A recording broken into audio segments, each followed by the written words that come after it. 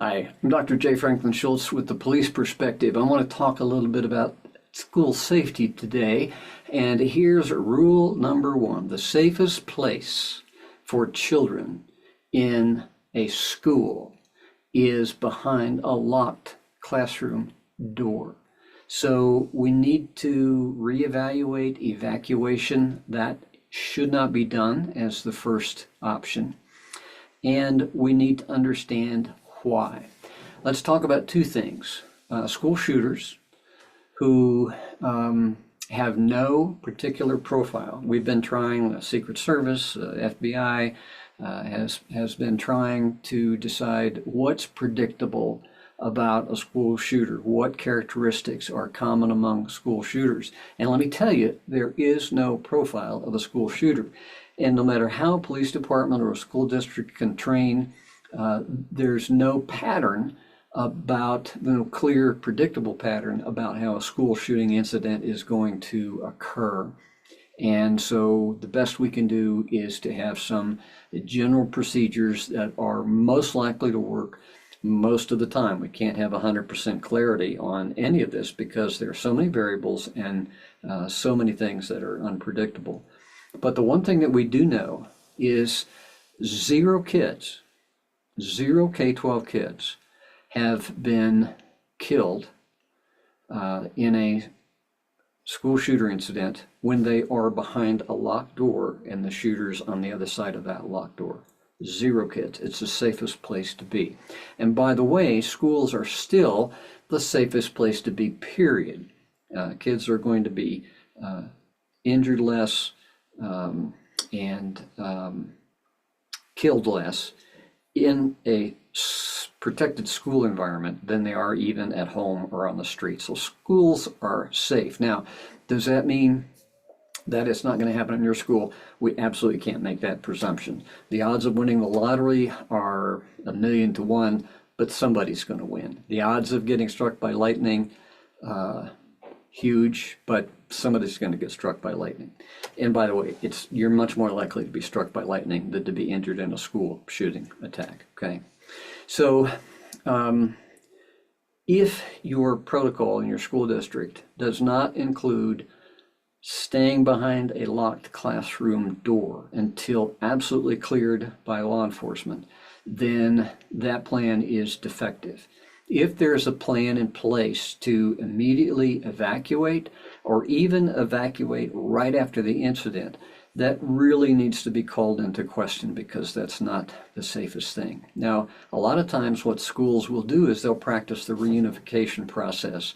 You have this chaos, you have parents showing up, you want to make sure and take attendance, you have to get the kids out of the crime scene and into a place where the parents can safely pick them up. Again, I want that school districts and law enforcement to consider just let the kids stay in the classroom. They're highly accountable, they're safe, they can be extracted from that classroom in an orderly way for that reunification process. Now, not everybody agrees with me, but I've studied this thing a lot, and that's my conclusion. Now, the other thing that we're worried about is explosives, and it's not unusual within the unusual world of school shooters for them to include some explosive devices. So let me talk about the kinds of explosives that are likely to happen in an attack on a school. First of all, you're not going to have the kind of explosion that took down the World Trade Center or took down the Murrah building in Oklahoma City, where you have a building collapse. The most likely type of explosive that you're going to see is the kind of explosive that is anti-personnel. In other words, it's going to have BB's glass shrapnel in it.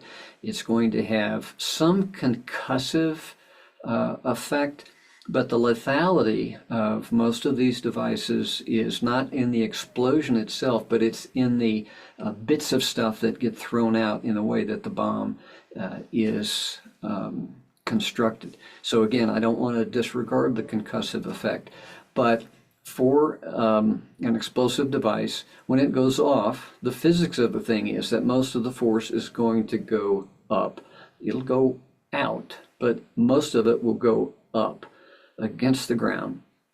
And so you're not looking at a potential building collapse. So once again, what's the safest place for a kid in a school where there has been an explosive device planted, or maybe one that may be actually detonated in a classroom, away from the windows, behind a locked door? The walls are going to be protective against the vast majority of improvised explosive devices. And again, if you evacuate, people evacuate during bomb threats, please, please, please do not evacuate for a bomb threat or the discovery of a bomb. Those devices are going to be placed in a place where there is public access. So it might be by a doorway, by a bush, in a mailbox, in a trash can, and it's not easy to identify an explosive device. They don't look like a red stick of dynamite with a fuse and a clock on it. If you see something like that, you can bet 99.9% that's not a real explosive device. So protect in place, keep everybody safe behind walls, behind a locked door, away from the glass, and that'll protect you from the vast majority of explosive devices. And again, bomb threats, the first response should not be evacuation. Did you hear that? Don't evacuate for a bomb threat. Make sure your school board knows this, your district administrators know this, your local law enforcement knows this, that your teachers know this, that the public knows this, okay? Have any questions? Contact me at schultzco@gmail.com. This is Dr. J. Franklin Schultz with the Police Perspective.